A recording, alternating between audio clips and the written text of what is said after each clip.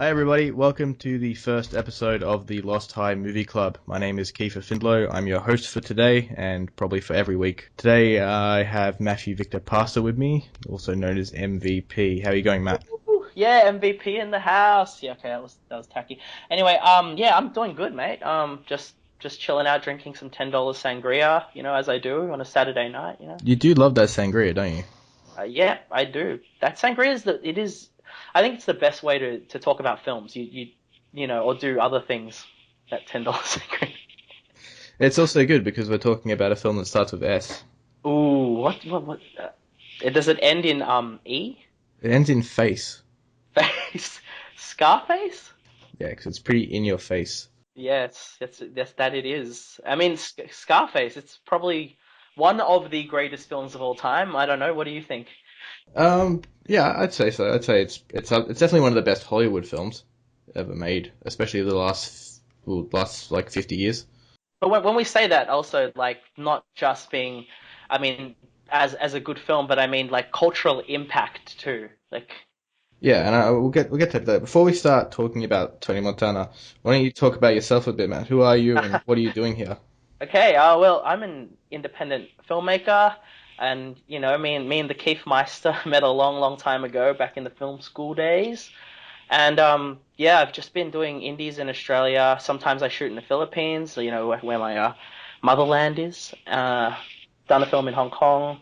Just indie kind of little art house fairs that not many people see, but I feel very passionately about. Yeah. Yeah, and you have one of the only accolades an Asian male in this country can have. Yeah. One of the only, I don't know if it's an accolade. My mum sure doesn't think so, but yes, my penis does appear in the opening title scene of Made in Australia, which screened on local television here. My first feature. So I think I might possibly be up for, not sure, but one of the only Asian male uh, penises on Australian television, possibly. But I don't know. We might need to do a bit more research into that in the future. Yeah, if somebody else on the internet can find that out for us and tell us, that'd be awesome. That would actually be really good. Yeah. Am I one of the only Asian Australian filmmakers making films? Because there's not that many of us anyway, so I Mm. wouldn't be too proud of that title. My mum sure isn't. So. Yeah, I don't think what's his name? My Chinese gonna show his penis anytime soon. Oh, I doubt it. No, maybe. Last. We will review that film at some point in the future Oh, yeah, yeah. I would like to. once I Sucker. can deal with seeing your dick on Oh, wait. screen. I thought I was talking about my Johnny. I thought we said sucker, sucker. No. Your film made in Australia at some Yeah. point. Made in. Once we can get it out there so everyone else can see your dick. Oh, dude. Yeah. Let's not. Yeah. Let's drop it for now. Let's get into Scarface. Let's get to the. Let's Scarface. So, you're a big fan of Scarface. Yeah. In fact, doing Scarface was your idea. So I wanted to do The Graduate. Yeah, no, we will do The Graduate. I love that film too. It's influenced my life in many great ways with my, you Well, know, we are graduates. We are the graduates yes, at the we moment. are graduates. That is true. And I do, sometimes certain muses, older women can teach us a lot about life. But yes, Scarface is was one of my ideas. And I did spend a month of this year, 2016 February, watching Scarface on repeat every single day. You also did that at the start of 2014. Yeah, I tend to do it every now and then. I just rewatch it. Scarface at a certain point in my life where I feel like maybe a bit down, like I need to give myself like a lift or something. You find Scarface an inspirational story? Yep, just a bit of a lift. Yeah, it's definitely an inspirational story, but I don't think I'm one of the only people who think that. A lot of hip hop artists would say the same thing. So, um, yeah, I watch it every single day for a month, and I got out of depression thanks to Scarface. Well, I mean, it's nothing like seeing somebody else's depression to make you feel better about yourself. But just is Tony Montana depressed? You Oh, see? it's a rise and fall story. Yeah. So by the fall period of it, of course he's depressed. I mean, say goodnight to that bad guy, man. Yeah. But that's the thing. Like it's just one of those films. You just you he's so like yeah. It's like makes you root for the bad guy almost. It's like yeah, it's crazy. Yeah, it does. Um. Yeah. So you would say that, would you consider yourself an expert on the film, seeing it as you've watched it every day, for weeks on end? No, well, I don't know if I'd be a Scarface expert, but I definitely have a connection to the film that I don't with others. To say I'd be a Scarface expert, I'd be able to quote more lines. I think I'm probably not really present when I'll just say that the nights I've watched Scarface. Okay, yeah, I've fallen asleep a few times. Not gonna say why, but I've been, like I was depressed when I watched it. So I'm So not a Scarface expert. have you had sex during Scarface? Is that what you're trying to say? Well, it's it's definitely been on at some point. Yes, it's All right. definitely. When was the first time you saw Scarface? Because I first saw Scarface when I was probably 14 or 15. I saw it quite late compared to a lot of kids I knew. That's a good thing. I don't think so. Like, I was watching RoboCop and Predator and, Running Man and Terminator and like a whole bunch of ultra-violent 80s films from about 3 years old up. So it was more so that my parents didn't like Scarface, so I never saw it until later. Your parents didn't like but they like so many cool things. Like, Yeah, well, it just wasn't my dad's thing. Like he was a bit of a he really liked Schwarzenegger and stuff and action films and Die Hard and for some reason Scarface just didn't appeal to him at all. that's fascinating because yeah, well, I guess yeah, they can listen to this and change their opinion perhaps. Oh, I'm sure like he'll listen to this and be like, "What the fuck? I love Scarface. I just didn't Yeah, show you." yeah. Well, Scarface saves lives. Look at Matthew Victor Pasta. He got out of depression, thanks to Yeah. that. So But when yeah, when did you first see it? well, I think a bit before you, in terms of age, I would might have been maybe 13. I would have back in the day when they had a good old Blockbuster Video or Video Easiers, like, as we used to call them. For all you younger listeners, there was a thing called a video store. Um, we actually rented, VHS tapes and later on DVDs, Blu-rays. I think now. I don't think these things exist anymore. I'm not sure. They only exist in a weird fetishist state. Yeah, yeah. But back then, it was one of my Oh, weekly rituals. Yeah, man, sorry. back then it was a shit. Like, I mean, Yeah. fuck, I don't want to be like the another millionth podcast going out there saying how great video stores were, but it was film viewing as an event. Like, you got like 5 movies for the week, and Yes. you watched that shit, and like sometimes you'd watch a tape like 3 or 4 times over that week if it was, you know, school holidays or whatever. Exactly. I remember like renting Return of the Jedi and watching it like 4 times in a week once, like just because I didn't have anything else to do. Yeah, well, But that was the ritual after school. That was a day of the week. I would have my bowl of pasta, like literally every week. I'd ask my mum to. Actually, nearly every day after school during that time, I ate pasta. is I that did is put on, that yeah. was that because of your last name? No, no, no. It was just I did have that nickname, but I think kids picked up on it. But it was the obesity period. It was watch movies from VHSs and DVDs, and literally eat pasta and play PS2. Yeah. But yeah, man, like I loved doing that. And Scarface was one of those things I would re-rent a few times growing up. And I mean, like, as a kid, I don't know if that's the best thing to be watching. Yeah, I mean, some people would argue that it's, not the right thing. I can differentiate movie violence and real violence. So, I like the story, I like the performances. And I actually don't know what it was, but there was something magical about, I don't know, Gina. So pretty. So, Gina. She's Oh, so seduced you. yeah, as a young kid, Gina was like, just the hair and the so pretty. Gina's a sister, yeah. Yeah, yeah, yeah, yeah. That's Woo. that's interesting, man. It's an interesting choice. I don't think everyone would say that. They like that. Elvira, Yeah, Michelle Pfeiffer. But I don't know. Gina was the appeal. But I also think I was really, really touched by like every time like someone of significance appeared. Like I think as a kid, because I remember a lot of movies as a kid with the music cues. Like I watched Gattaca as a kid over and over again because of the music in that film. And I know we're going off topic, but Scarface had one of those soundtracks also. I was very into the sounds of that film as a kid. It was so good. Yeah, I think the soundtrack for Scarface is incredibly good, especially in the first half. Yeah, Culminating with the scene where he's looking up at the blimp, and which is it's a clear divider between like the rise and fall of Tony Montana, but and that scene and that's where they also cut it when they broadcast it on television. They would cut the first part really, at the blimp, yeah. So that part, that music becomes kind of iconic with Tony, because you see, you have it very heavily in the first part and not really much in the second part.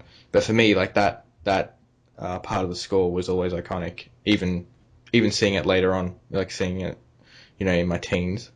That's still like that moment still plays in my head like it's been with me for a longer time. I just think the scene when he sees his mum again and he's like some sort of like he's changed, or like he's not really changed, but he's got status in some way, and he shows a wave money in her face, and then the music cue there, it's like. Not to mention the that was so bad. Sorry. the music montage, like yeah, also with the tiger and the. That was me getting through high school, I think, to be honest. That was, I pictured myself as some sort of, immigrant making his way through high school. And I think that's another reason why people really, reference and, are inspired by the film in the way that, rappers, for example, hip hop. James Franco's character in Spring Breakers, which is a film I fucking adore, you know how he's like, Scarface on repeat. Alien. He's like Scarface on repeat. I watch Scarface on repeat. And it's weird. But yeah, a lot of people watch it on repeat. It's a film that you put in the background at parties. It's a film that, as a kid, I watched on repeat. It's a film that will repeat itself through history, and there's going to be probably a remake. But I mean, why is that? Why? I mean, because it's not a particularly. Like there's definitely lulls in that film where there's not much going on. There's a lot of conversations and a lot of drama and a lot of character dynamics. So it's not like putting on a spectacle, like putting on Transformers in the background somewhere just so you can occasionally look over and see metal smashing metal, if that's your thing. But like Scarface, like it's not the kind of film, for me at least, where if you look away, you can just come back into and drop back into. Like I feel like it's a very immersive epic that. It kind of perplexes me that thing of like repeating it, and especially like being high and being on drugs and repeating it and watching it over and over again, just sort of. Not that any of us do that. I'm saying like the culture of I know.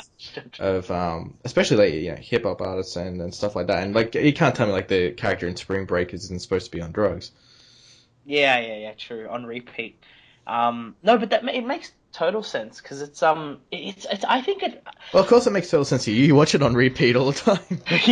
But I think it's actually a lot of it. I mean, Pacino is never. Okay, no, Pacino as Tony Montana is never not in a scene, and I think what draws people to it is him. The performance is so. We can talk about the performance actually. Let's just talk about the performance because I think that's what it is. But yeah, because he kind of made an icon out of that performance. Like it definitely became something. Like if I think of Al Pacino, I don't necessarily think of Scarface, but if you tell me about Scarface, the first thing I think of is Al Pacino. Oh, I think about Scarface whenever anyone mentions Pacino, it just goes straight to Scarface. See, I think his performance in Scarface is so good that he's created something totally different for himself. Yes, that's it, and it's not even that it's a good accent. It's not even that. Okay, we can talk about that later. But it's not. It's not even that it's a good performance in terms of like technical acting. But it is so grand, and the vision of his performance just is like it's iconic because it draws you so. I mean, it's you can't not watch him. Whether it's good or bad, you can't not watch him. It's not like the Tommy How do you pronounce that guy's name? The guy who did The Room. Everyone keeps pronouncing it differently. Wiseau. Wiseau, yeah. Oh, yeah. It's not like him where you're watching it because it's bad. It's like so good that it's bad. Like I don't know. It's. Oh. Yeah, no, I concur because I've read a lot of revisionist criticism about Pacino's acting in that movie being corny or being over the top or too far. But I think even if you find it that it still captures you, it's still mesmerizing. Yeah. And it's definitely not bad. You can tell that Pacino's giving it his all. Like, he Oh, has immersed himself in the character. It's not just him putting on a fake accent and pretending to be something. Like, it's definitely foreign from who Pacino is. Like, you look at a lot of Pacino's roles, and he does the same thing. But in Scarface, it's just very clearly not him as a person, but somebody yeah, else yeah. that he's created. Which He's- which I think is always going to be. I mean, when you look at the great performances of cinema, or at least the ones that resonate in popular culture, like take Heath Ledger as a Joker. yes, yeah. And if you say Heath Ledger to me, I don't picture the Joker. But again, if you say the Joker, I picture Heath Ledger as the Joker because Uh-huh. it's so iconic. But it's not that actor to me. It's a It's transformation. it's itself. It's a Yeah. character. It's the transformation which gets people where it becomes larger than the film itself. Like the film, you draw yourself to the film because of the character that the person's created. Like it's iconic. Yeah. Yeah. I mean, because I love Ledger in for example, The Brokeback Mountain, or as they call it, Brokeback Mountain. It's a great film, but he's a subtle performer in it. So it doesn't draw attention to.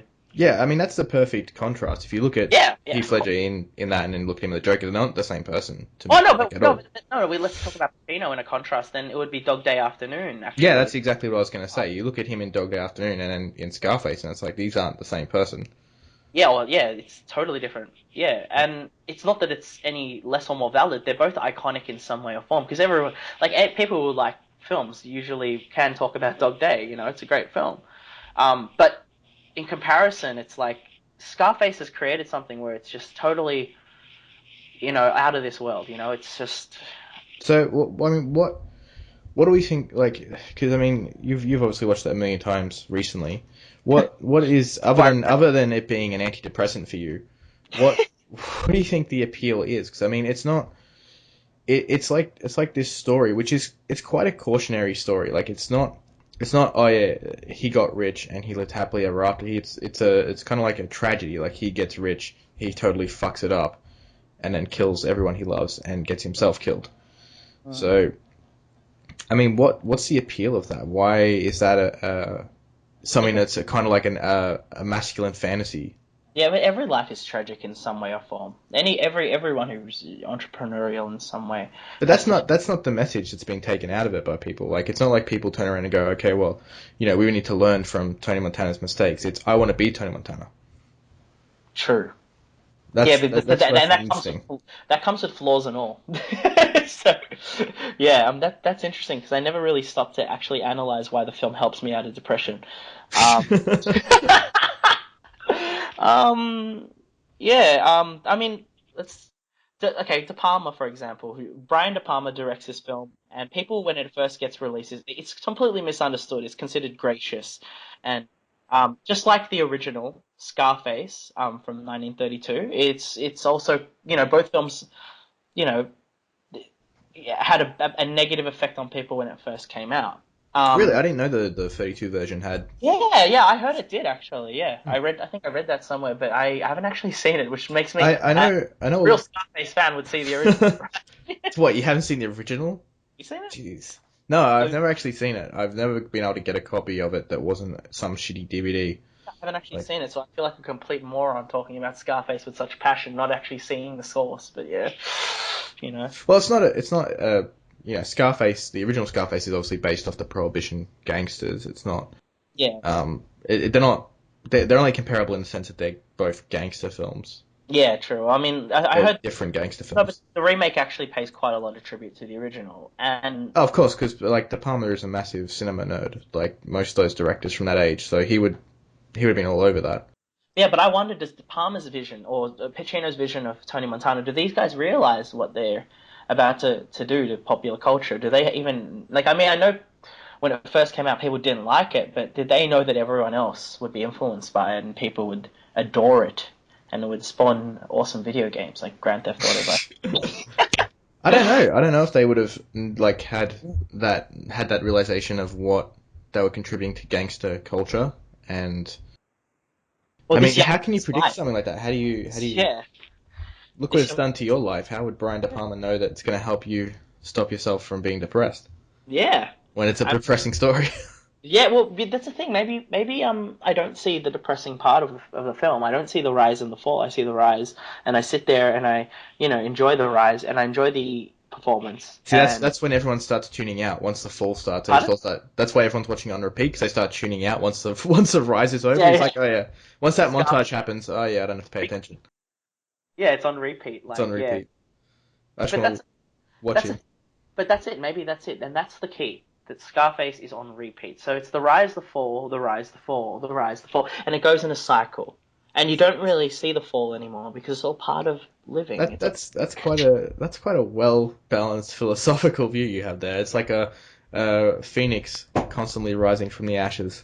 Now maybe I am a Scarface expert.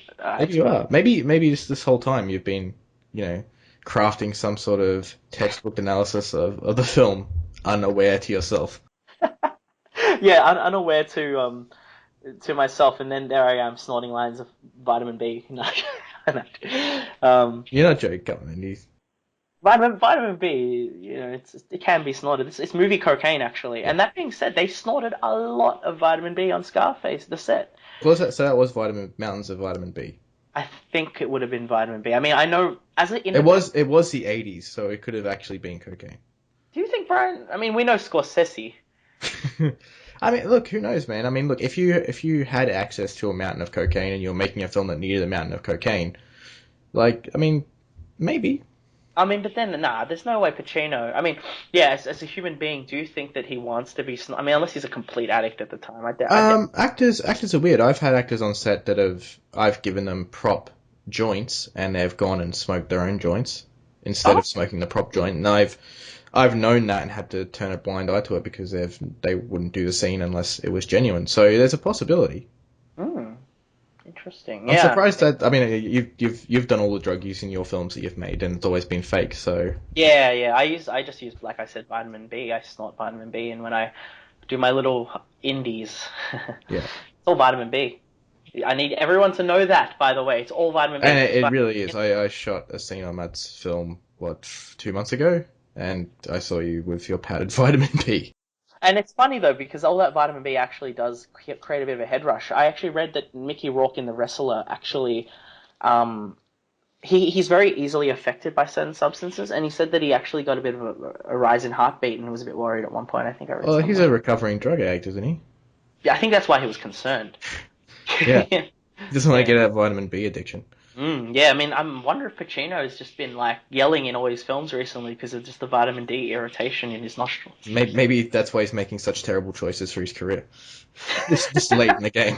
This like, yeah, he can't kick the vitamin B addiction. He's Can't, just snorting can't. lines. He's putting on his donuts and snorting it off the top of them, and just the vitamin B addict. Yeah. One of the things that I always thought was interesting is that, like, I mean, when I first saw Scarface, it was really well entrenched into, like, hip-hop gangster culture Mm. as being, like, which is always weird because it's kind of like you've got a white guy playing a Cuban who's being adorned by African Americans. And it's like, But wow. he's not. But he's not. But he's Italian.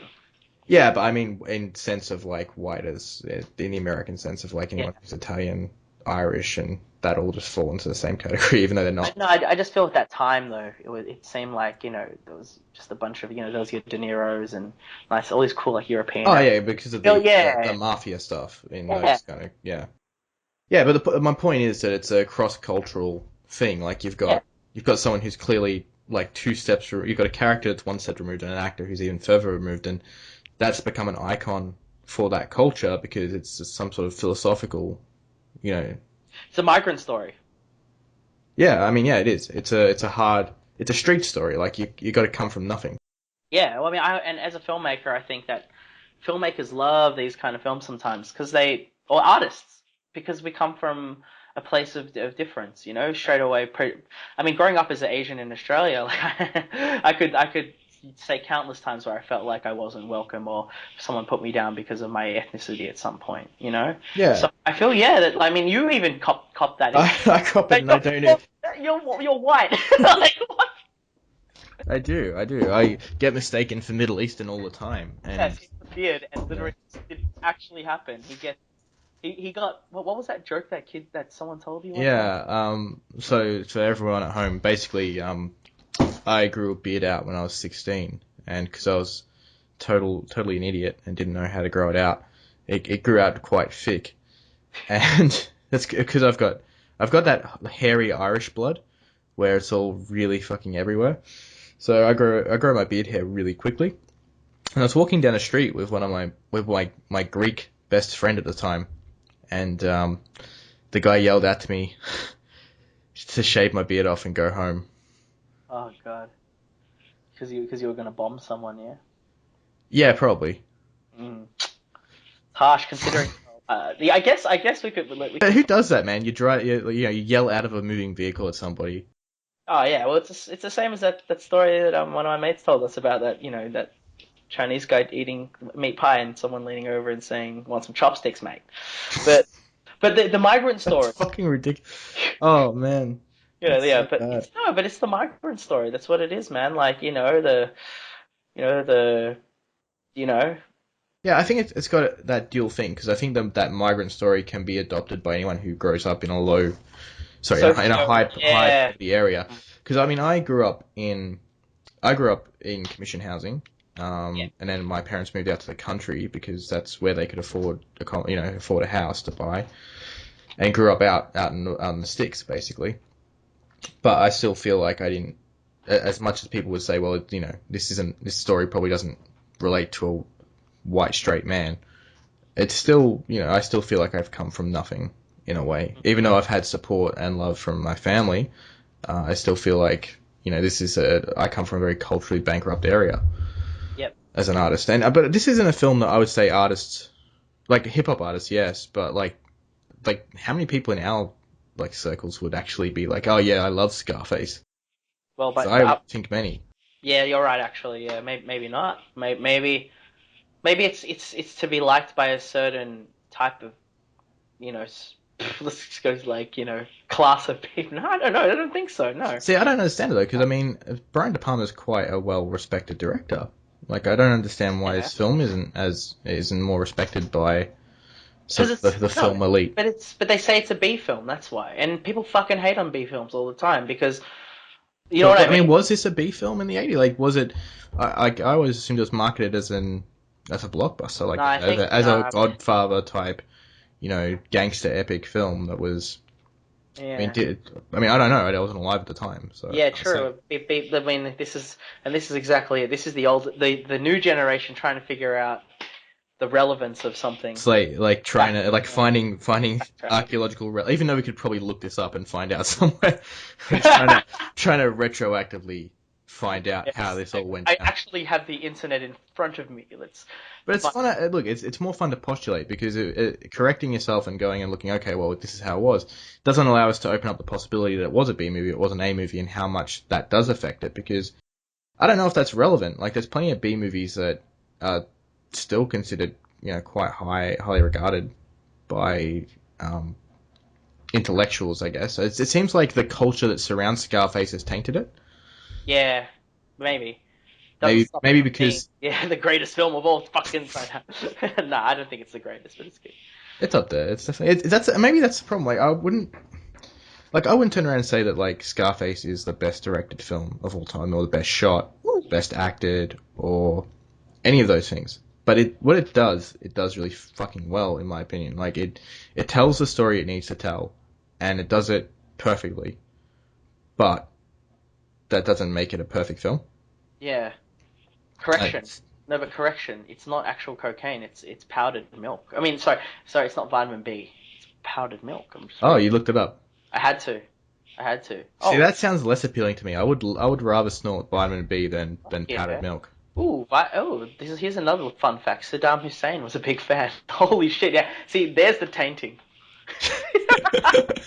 See what happens? It creates people like Saddam Hussein. Yeah, exactly. And I don't know, Jay-Z and shit. Nah. He also rose and fell. Saddam Hussein. Maybe he should have learned from Tony Montana. There's a lot of swearing in this film. There is a lot of swearing. According to this article, there's 207 uses of the F word. Yeah, and they edited it out on television so that there was 0. I think my favorite line, my favorite is where do you get that beauty scar? Eating pineapple? Is that the line? Isn't that the censored version? Yeah, Yeah, eating yeah, to be. Where do you get that beauty stuff, tough guy? Eating pussy. And he's like, where do you get the beauty? yeah. Where See, do you get eating pineapple? that's probably the only one that makes sense though. Like eating pussy doesn't like that's like what have you ever eaten a pussy before, dude? Like there's not much to cut yourself on down there. Like what did she have a clit ring or something? Maybe he's saying like it's a comment on his masculinity that you're so fucking feminine, my man, that you're gonna get a fucking scar on your face from eating pussy. You fucking pussy. You know, like maybe I don't that's know. what he. That guy's just a dick. Like that's Yeah, stupid. he's being a dick. Yeah, Like he's if that was me and I was the other cop, because there's two cops in that scene, yeah. yeah. If I was the other guy, I'd be like, what the like What the fuck's that mean? What's wrong with you, man? He's like alright. eating pineapple, like yeah, that could actually happen. Oh, Like God. fuck. I mean, funnily enough, according to this other article that I have up right now, that Leonardo DiCaprio was rumored at one point to be the new Tony Montana. I did read that. Like when that news came out, like that's. But you know I fucking love Leo, so I mean him doing. Oh man, that must be a confliction for you. How do you feel about that? Well, actually, if there was anyone to take on the Al Pacino role, I would say DiCaprio would be a great person to pass the torch to, because I loved him in Blood Diamond. I absolutely adore him in that film, and I think when he transforms, he's actually got potential to just do something special too. So, I mean, a lot of fucking film purists don't really like DiCaprio and think he's just he's a bit of a hack, but I personally love the guy. I think he's just so beautiful. Yeah, I have no problems with. He's beautiful. He's fucking great. I have no problems with Leonardo DiCaprio. I think his performances are pretty solid, like 90% of the time. I don't think I've watched a film where I've thought that he's given a bad performance, but I don't feel like I think ethnically you wouldn't be able to get away with casting him in that. Like I mean, people would say that about Pacino. Yeah, dye his hair, give him black contact lenses, dye his eyebrows, get him to And look. and watch the internet implode. Yeah, true. I mean, Kanye recently wore blue contact lenses, so everything's possible now, man. The limits and the boundaries of reality have been pushed to their threshold because of Kanye West. That being said, like, I mean, there was one other thing that it was in my mind. It was yeah, little kids, little kids. Let's talk about little kids, because little kids have been influenced. I was influenced, but what is with Tony Montana's just obsession with little kids? And I've heard you talk about this before when we spoke about it back in the VCA days, but Yeah. I mean, I just always felt it was part of his masculinity issues. Like the whole thing of him being obsessed with little kids was that he wanted a family, like he wanted his own family, and that made him a man. Like Yeah. like completing the set, like get the money, get the power, get the pussy, then get the children. He's gonna get the kids. But like, no. That being said, though, it's not like that, though. I mean, let's think about it then. Okay, you get the money, the power, and you get the pussy, right? And as he gives that grand, ever so quoted, line about that. But you don't ever see him at any point in the film getting the pussy. He No. literally spends the whole film. He doesn't. He's never intimate once with his wife. He's Not on screen. not on screen, no. And in fact, the only time you ever see them is when they're arguing. He's talking about how man he is, and I think that's part of the tragic aspect of the film. But I think it's interesting that you never see him, except with his sister when she's fucking dying. Yeah, that's Yeah. that's weird. That's weird. So one of my favorite scenes in the film is where Tony Montana's sitting, at the pool and at the boss's house, and the boss's wife is there, and he's like telling her to come sit with him, and he's always hitting on her anyway, but he tells her to come over, and he's like, "You like kids? You like kids? Little boys, little girls, kids." It's like he's literally picking her up right now by saying, "Do you want me to give you some kids?" Like, can you imagine saying that to a girl? Like, think about it. Like, I mean, I hey, suppose like baby, I want to impregnate you. Just letting you know. I want to give you some just kids. Little boys and little girls, because I like them both genders. I mean, because she's very sexualized in the film. So I mean, him telling her that, maybe he's trying to say that he'll make a good woman out of her. It's working. It's working. I can make kids. It works. Yeah. It works. Come on, everyone. Elvira Hancock. Oh God. But yeah, it's like so he's literally told her to come over, and he's told her about, his fascination with having a family with her. And that's cool, like that's how I get girls. Like I'm standing in like, the sidewalk, and once in a while I'll go up to a girl and be like, hey, baby, just letting you know, you like boys, you like girls? No, little kids. I love kids. Yeah. Anyway, yeah, so continuing on with the kid theme, he actually goes on to make all his choices that lead to his imminent doom. Like it literally is because he goes over, to do that job, and he goes, "You think I'm gonna kill two kids and a woman? Fuck that!" You remember, like, Yeah. "You It's die, motherfucker!" And he shoots the motherfucker, and like, it's like, whoa, you think I'm gonna kill two kids and a woman? yeah, it's an odd thing because it's kind of like it's almost like Tony's got no fucking code of morality really until that one scene. Well, insane. And it's all about kids. It's like it's his one hang up. It's his, you know, and obviously childhood's like a part of his psychology. Like, he relates to Gina, someone he grew up with, Mm. something that reminds him of innocence. And I think maybe that in Scarface there are all these beautiful things that we tend to miss, and it's ingrained in our psychology why we like it too. Because I mean, as funny as it is to go and pick up a girl by saying you like kids, little boys and little girls, tall and short. As funny as that sounds on paper, like maybe that's the core of it. It's that men that have childish fantasies, or what we deem as childish, the rise of like some sort of larger than life character there, you know, maybe that's what it is, man. It's all about us being little kids. See, I don't know. I think it's more like he wants a dynasty, and that family is dynasty, and it's part of power. You can dispute what I just said it completely. Like what I said could be complete bullshit, but I mean, like there are times where even me, like at points in my life, I want to have little boys and little girls. Oh, of course. It's not. I'm not saying like it's definitely this or that. Like that's the whole point of having a discussion. Like it's kind of just how it fits into the film and how it fits into the character because it's quite weird. Like you've noticed it as being weird, so you know that it's saying something about the character that Yeah, doesn't fit in with what the rest of the film is saying. Goodfellas and Casino. There's no talk about kids. Like really, there's no talk about like, no, we're gonna have little boys and little girls. Yeah. I mean, look, maybe there's something like we're totally missing in the film that actually explains like why he's obsessed about kids. I don't know why I just compared it to the two other gangster films, but Oh, it is in part of that lineage. Like, I mean, Goodfellas, Casino, Godfather. Like, hell, I've got a painting that's got all characters from those and like in Tony Montana. Like, I mean, look, and at no point in the film is he called Scarface. mm. So, what else we got on here? How do you feel it fits into Brian De Palma? I mean, how many Brian De Palma films have you seen? Same Snake Eyes. You do love Snake Eyes. Uh, I've seen Bonfire of the Vanities. I've seen That's that terrible one, isn't it? yeah. No, it's not terrible. No, I like it. But see, that's the thing. De Palma for me, all those long takes and beautiful, cinematography. It's just like I could watch his films. I've seen Blowout. I've seen Untouchables. I've seen, yeah, I think that's all I've seen. Yeah. I mean, have you seen Carlito's Way?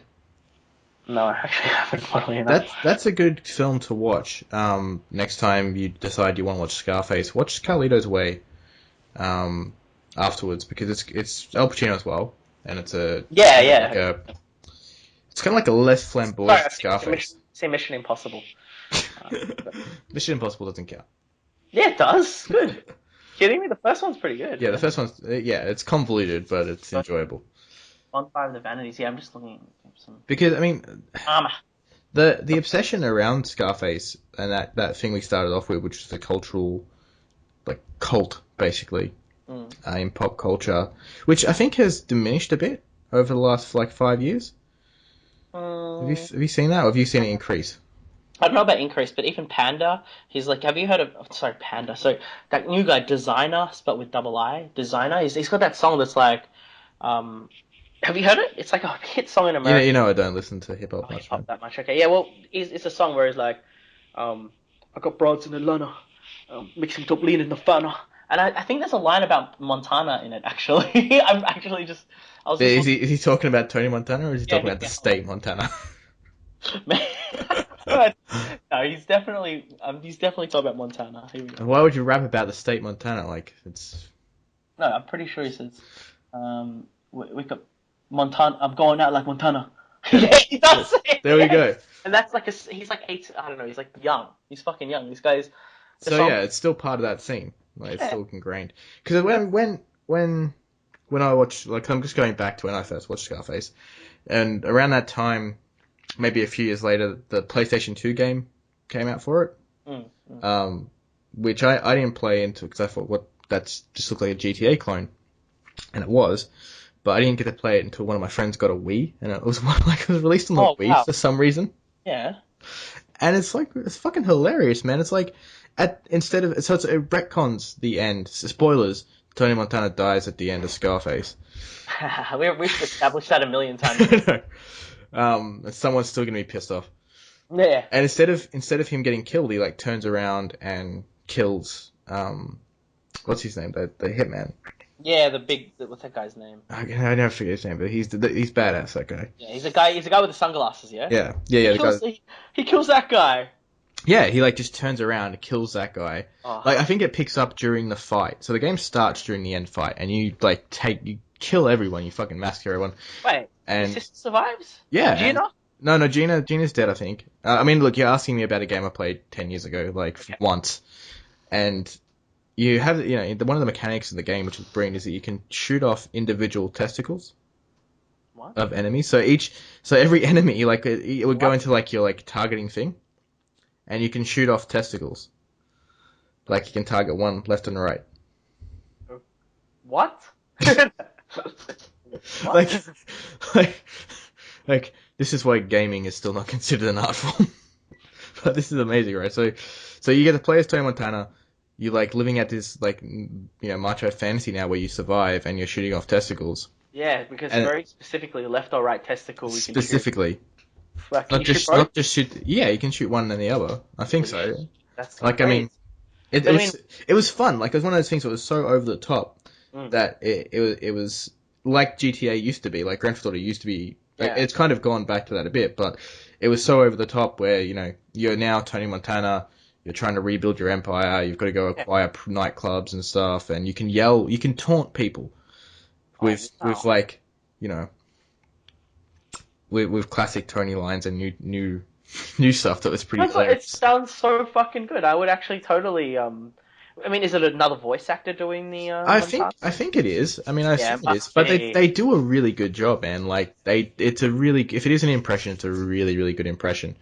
And we should definitely play it someday and do a live stream or something. Yeah, I'd love to. Us playing it. I just think it's amazing you can shoot individual testes off. It's like the masculinity thing, and suddenly now you're shooting dudes' balls off. And look, I mean the realism of that too. Like, I mean, even if you pointed a gun at someone's dick and you shot, you wouldn't be able to blow off an individual testy. Like that's some aim. That's just what? That's some good aim. Like yeah. I thought you said that's the name of the game. That's the name of the game. Scarface. Shoot off testicles. Shoot off left testicle. All right. I think it was called Scarface. The World Is Yours. Yeah, I know. Yeah, I actually pretty sure I've seen that around. But yeah, and I'm surprised you haven't played it. You decide. But it's definitely worth playing, and I guess it's like I think one of the most endearing qualities about Tony Montana as a character is that he's kind of become a meme. Yeah. Like the lines are so hilarious and over the top and brutal that that's one of the ways I think it's kept itself alive in popular culture is that people will quote Tony Montana still. I mean, like honestly, I'm pretty, I'm pretty nervous with public speaking because like I feel like kind of a fear of criticism sometimes, and even like before I do anything, I think I try to imagine myself as Tony Montana. I mean, like that's probably part of it too. Like I remember when we first talked about Scarface 2 years ago, and like one of the first things that was in my head was this one line that's not even like quoted by anybody that you didn't even remember was there, and it's when he's being pressured to blow this kid and the mother up, the kids and the mother. and he's just like driving. He's just like, this fucking guy. And the reason like that comes to my head is because me and one of my friends from high school, like, you know, we would say that because that just came off as ridiculous to us when he's like, it's just hilarious. Like, Tony's just so pissed off, like, this fucking guy. Right, So like every time something would happen where someone would annoy us, we'd just be like, this fucking guy. And not just that, it's when he's in that, if I remember correctly, he's talking to himself in that scene. Yeah, that's the thing. He's not even talking to it. He's talking to himself. Like, this fucking guy. He's like, he's just muttering all this shit before he shoots the guy, and it's like he's talking to himself. It's like, and the music's like dun dun dun dun dun dun dun. Yeah, and like it's one of those things like you wouldn't even like nobody probably even knows the lines there, but for me it's hilarious. Yeah, no, it's funny because I after you told me and I watch it again and again, I realize that line every time now. But not just that, this fucking guy, but also like you know the next scene, the phone call is like on the phone and he's like, you tell her I love her, you tell her I love her. He hangs up like it just sounds like no one remembers that, but it's like you tell her I love her. It's just those certain things that resonate with you and say like in that performance. It's got so much in it, and I think that's. I mean, again, like look at the impact it had even on the real crime culture because from what I understand, like nobody called cocaine yayo until Scarface came out. No, I think there's a song about that though. Da, da, da, da, yayo. Isn't that from? I don't know if that's about cocaine, is it though? Oh, it must be. I mean, maybe here's another culture. Here's us trying to figure out the past again. Figure out the past again. Someone in the comments tell us. Yes, exactly. But yeah, I mean, and again, man, it's that going back to that thing of like it being a culture and it being a meme, like that kind of thing. Like even if it's not seen by anybody, it had to have been seen by a lot of people. But if it's panned, it can still resonate. You know, and create now where it's 8 point something on IMDb and. Well, yeah, it's not just 8 point. It's actually in the top. Like top. It's rated 102 in the top rated movies on IMDb with an 8.3 rating, and on if you look at the critics' consensus on Rotten Tomatoes, 55 reviews, 12 rotten, so 82%. Are those reviews from the time? Are they? Does Rotten Tomatoes update? Like, does it put in? Yeah, no. There's some from the time and some recent, I reckon. But I mean, look, IMDb is a lot of the general population of movie nerds and people that just. I have friends that aren't even that big movie buffs that put their vote on IMDb. So I mean, I put a little bit of faith in IMDb. That's fair enough. Yeah, I mean, look, I just love like that. It's considered so. People love it. They do. It's good. Now, one last thing that I wanted to show you this actually, but I didn't get to, which was not only was there a video game, but in around the same time that video game came out, there was comics produced that were. I mean, I've got 7 of them. Now I don't know if there were more. There probably was, or there's probably been a series since. But like one of them, which is Scarface, Scarred for Life. This is a comic, a graphic novel, or it's a mini-series comic. So like I've got them in individual issues, but fantastic.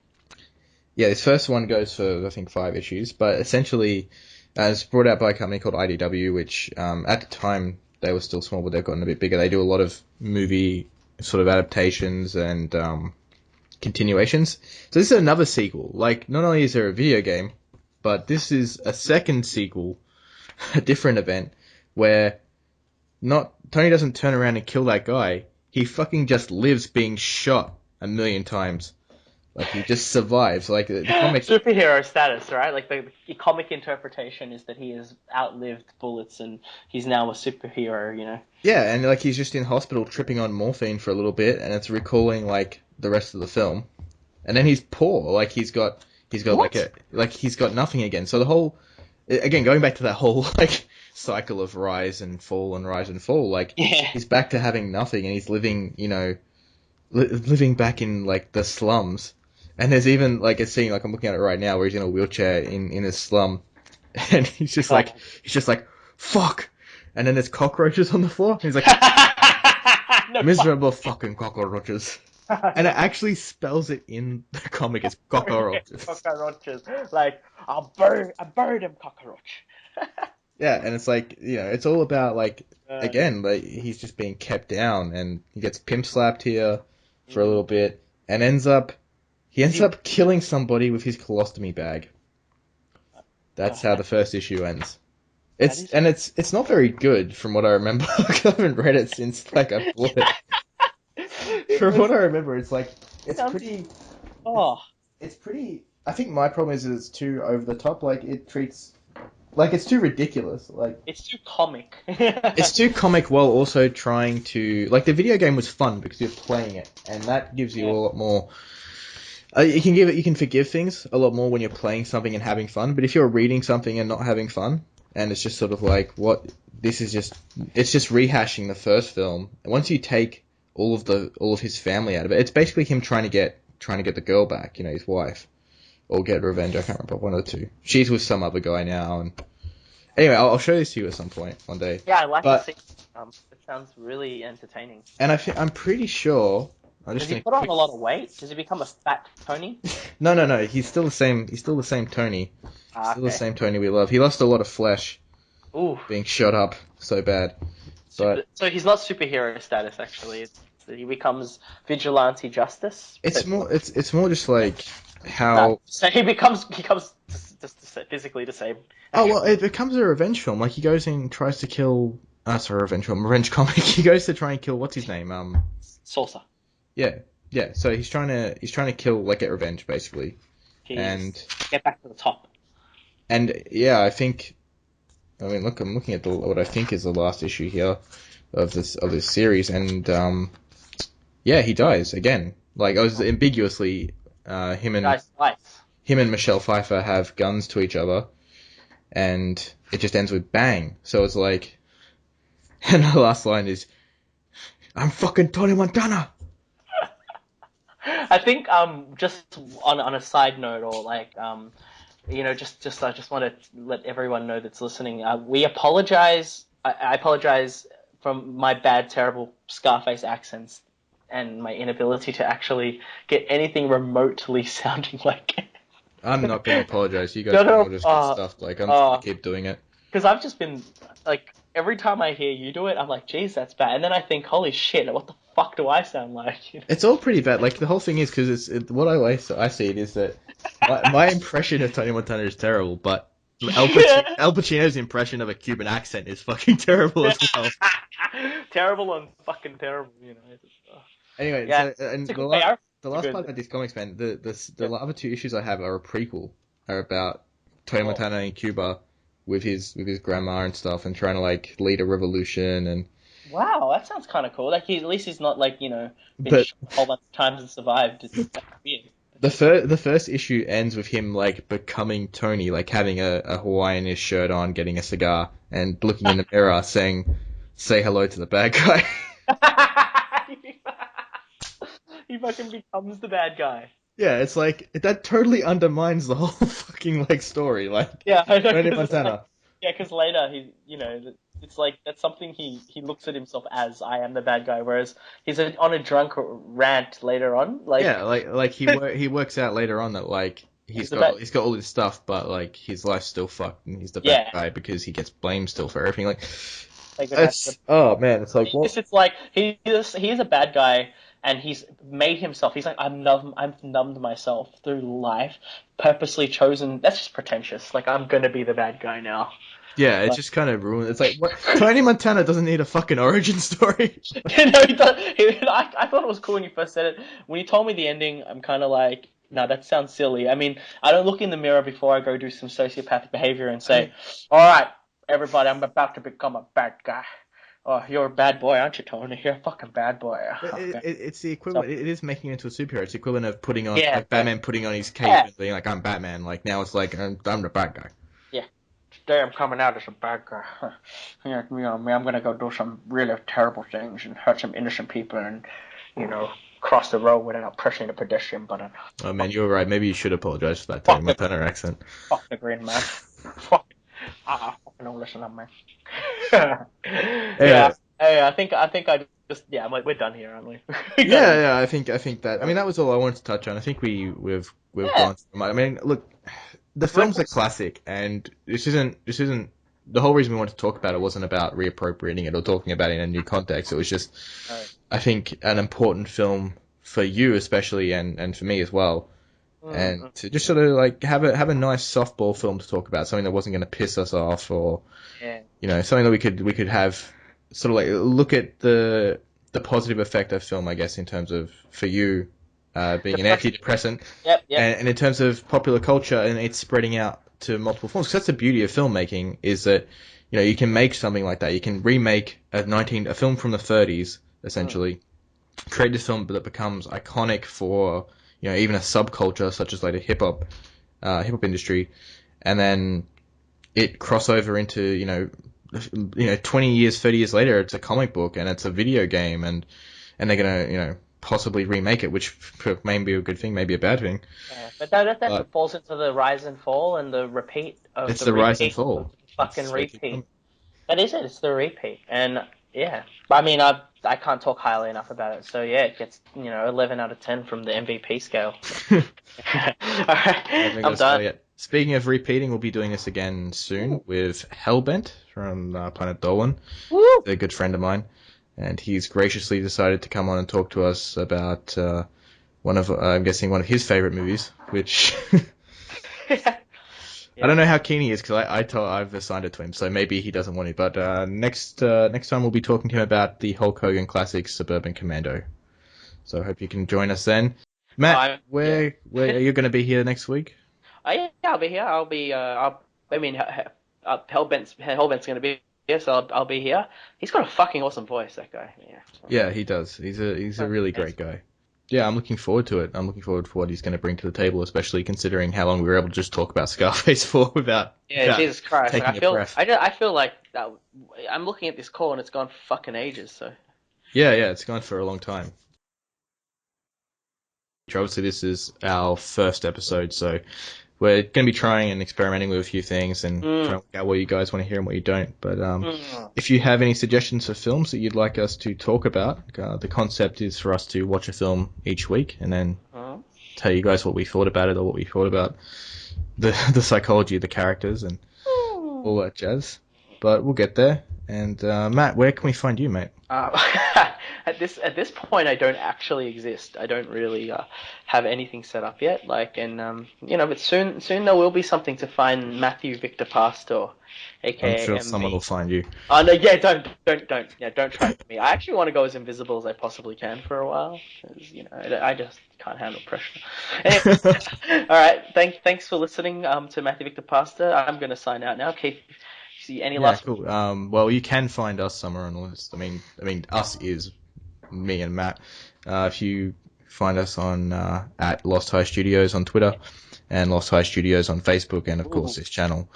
And you can see my written work on Planet Dolan's Countdown channel. Occasionally you'll be able to see in the comment section, or in the description section I should say, which ones have been written by me. And you can go in there and bag me